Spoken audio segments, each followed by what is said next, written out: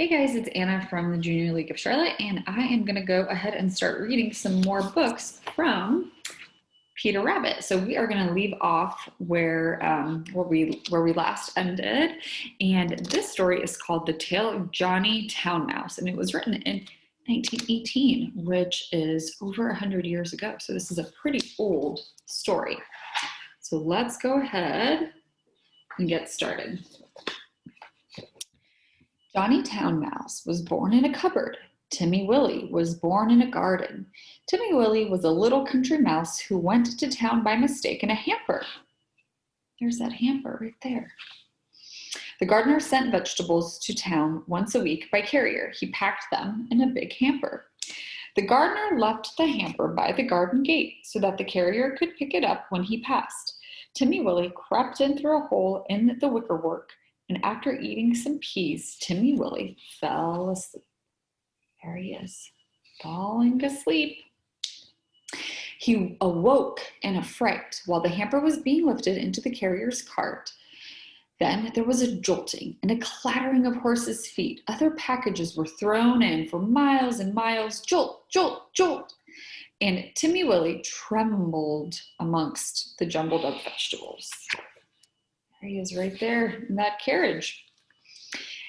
At last, the cart stopped at a house where the hamper was taken out, carried in, and set down. The cook gave the carrier 6 pence. The back door banged and the cart rumbled away, but there was no quiet. There seemed to be hundreds of carts passing. Dogs barked, boys whistled in the street, the cook laughed, the parlor maid ran up and down the stairs, and a canary sang like a steam engine.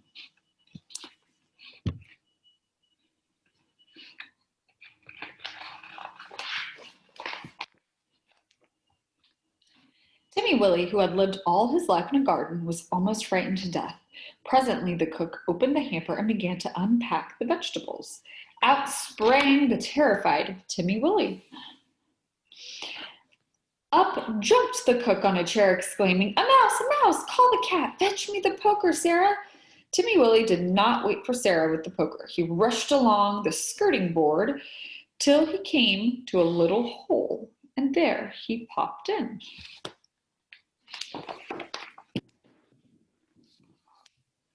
He dropped half a foot and crashed into the middle of a mouse dinner party, breaking 3 glasses. "Who in the world is this?" inquired Johnny Town Mouse. But after the first exclamation of surprise, he instantly recovered his manners.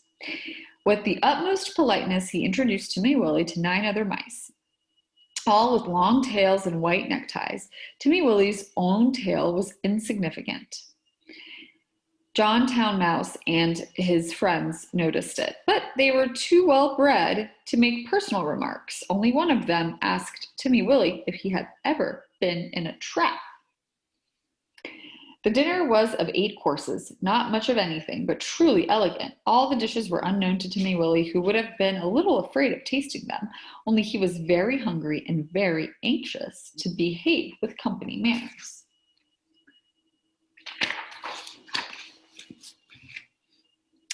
The continual noise upstairs made him so nervous that he dropped a plate. "Never mind, they don't belong to us," said Johnny.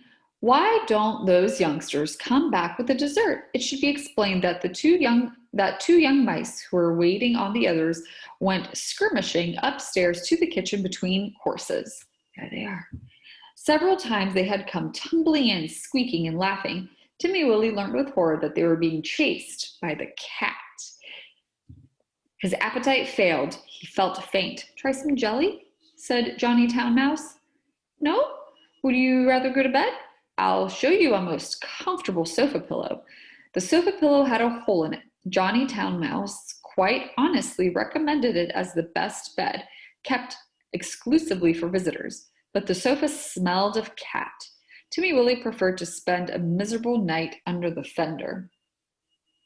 It was just the same next day. An excellent breakfast was provided for mice accustomed to eat bacon, but Timmy Willie had been reared on roots and salad. Johnny Town Mouse and his friends racketed under the floors and came boldly out all over the house in the evening. One particularly loud crash had been caused by Sarah tumbling down the stairs with a tea tray. There were crumbs and sugar and smears of jam to be collected, in spite of the cat. Timmy Willie longed to be at home in his peaceful nest in a sunny bank. The food disagreed with him. The noise prevented him from sleeping. In a few days, he grew so thin that Johnny Town Mouse noticed it and questioned him. He listened to Timmy Willie's story and inquired about the garden. It sounds rather a dull place. What do you do when it rains? When it rains, I sit in my sandy little burrow and shell corn and seeds from my autumn store. I peep out at the throstles and blackbirds on the lawn and my friend Robin. And when the sun comes out, you should see my garden and the flowers. Roses and pinks and pansies, no noise except the birds and bees and the lamb in the meadow.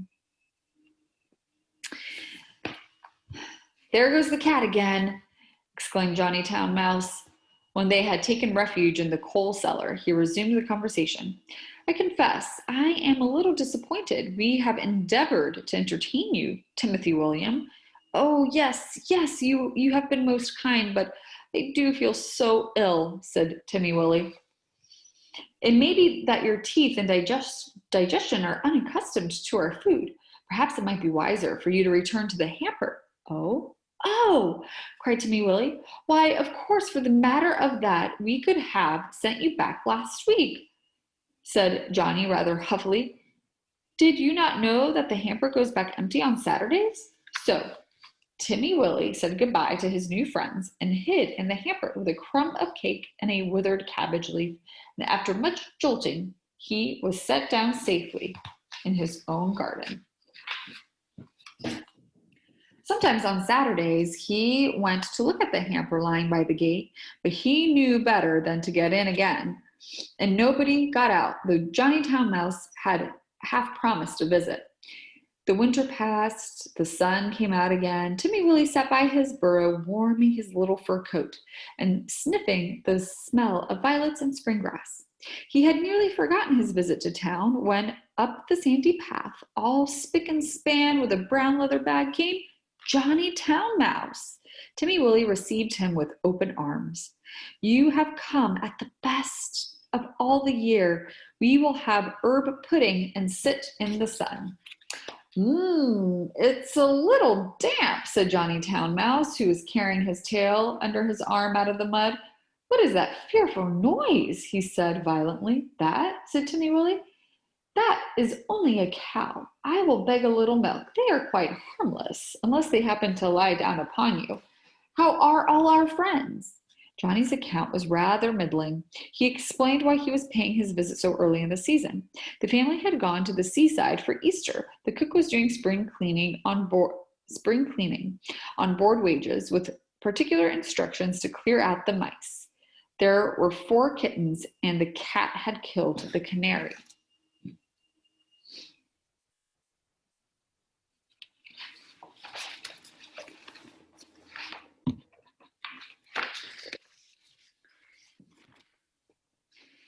They say we did it, but I know better, said Johnny Town Mouse. Whatever is that fearful racket? That is only the lawnmower. I will go fetch some of the grass clippings presently to make your bed. I am sure you had better settle in the country, Johnny. We shall see by Tuesday week. The hamper is stopped while they are at the seaside. I am sure you will never want to live in town again, said Timmy Willie. But he did. He went back in the very next hamper of vegetables. He said it was too quiet. One place suits one person. Another place suits another person. For my part, I prefer to live in the country, like Tilly Willie. What about you guys? Would you guys rather live in the country or in the town? The city, I guess. All right, so let's do The Tale of Benjamin Bunny, 1904. Another story that's over 100 years old. One morning, a little rabbit sat on a bank. He pricked his ears and listened to the trit-trot of a pony. A gig was coming along the road. It was driven by Mr. McGregor, and beside him sat Mrs. McGregor in her best bonnet. As soon as they had passed, little Benjamin Bunny slid down into the road and set off with a hop, skip, and a jump to call upon his relations who lived in the wood at the back of Mr. McGregor's garden. That wood was full of rabbit holes, and in the neatest, sandiest hole of all lived Benjamin's aunt and his cousins, Flopsy, Mopsy, Cottontail, and Peter. Old Mrs. Rabbit was a widow. She earned her living by knitting rabbit wool mittens and muffetees. I once bought a pair at a bazaar. She also sold herbs and rosemary tea and rabbit tobacco, which is what we call lavender. Little Benjamin did not very much want to see his aunt. He came round the back of the fir tree, nearly tumbled upon the top of his cousin Peter. Peter was sitting by himself. He looked poorly and was dressed in a red cotton pocket handkerchief.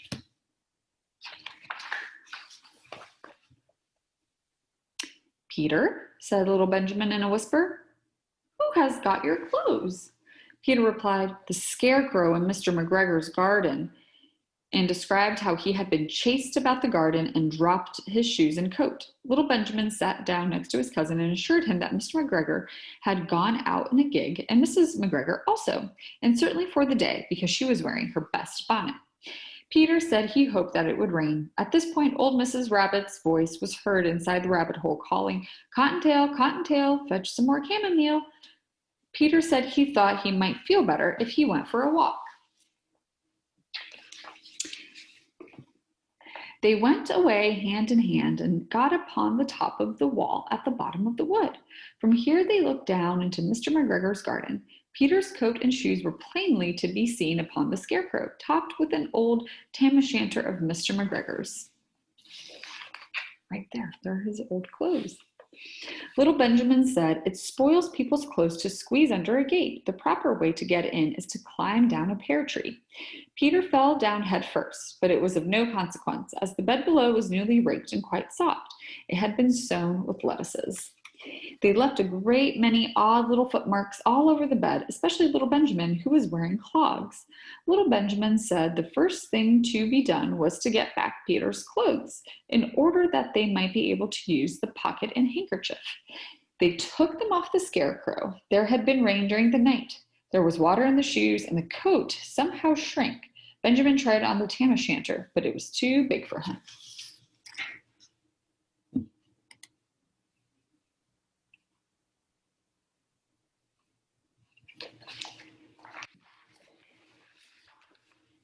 Then he suggested that they fill the pocket handkerchief with onions as a little present for his aunt. Peter did not seem to be enjoying himself. He kept hearing noises. Benjamin, on the contrary, was perfectly at home, and he ate a lettuce leaf. He said that he was in the habit of coming to the garden with his father to get lettuces for their Saturday dinner. That was the name of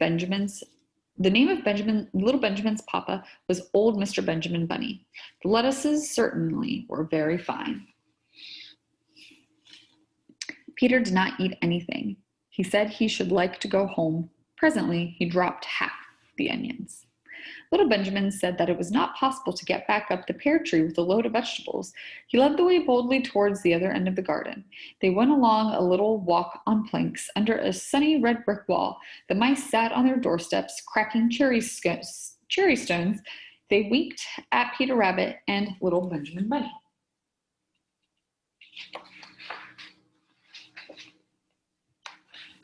Presently, Peter let the pocket handkerchief go again. They got amongst flower pots and frames and tubs. Peter heard noises worse than ever. His eyes were as big as lollipops. He was a step or two in front of his cousin when suddenly he stopped. This is what those little rabbits saw around that corner. Little Benjamin took one look, and in half a minute or less, he said to Peter and the onions underneath a large basket. He hid himself and Peter and the onions under a large basket. The cat got up and stretched herself. She came and sniffed the basket. Perhaps she liked the smell of onions. Anyway, she sat down upon the top of the basket. She sat there for 5 hours. The sun got round the wood, and it was quite late in the afternoon, but the cat sat upon the basket. At length there was a pitter-patter, and some bits of mortar fell from the wall above. The cat looked up and saw old Mr. Benjamin prancing along the top of the wall of the upper terrace. He was smoking a pipe of rabbit tobacco and had a little switch in his hand. He was looking for his son. Old Mr. Bunny had no opinion whatever of cats. He took a tremendous jump off the top of the wall, on top of the cat, and cuffed it off the basket and kicked it into the greenhouse, scratching off a handful of fur. The cat was too much surprised to scratch back. When old Mr. Bunny had driven the cat into the greenhouse, he locked the door. Then he came back to the basket and took out his son Benjamin by the ears and whipped him with the little switch. Then he took out his nephew Peter. Then he took out the handkerchief of onions and marched out of the garden. When Mr. McGregor returned about half an hour later, he observed several things which perplexed him. It looked as though some person had been walking all over the garden in a pair of clogs, only the footmarks were too ridiculously little. Also, he could not understand how the cat could have managed to shut herself up inside the greenhouse, locking the door on the outside. When Peter got home, his mother forgave him because she was so glad to see that he had found his shoes and coat. Cottontail and Peter folded up the pocket handkerchief, and old Mrs. Rabbit strung up the onions and hung them from the ceiling with the bunches of herbs and rabbit tobacco. The end.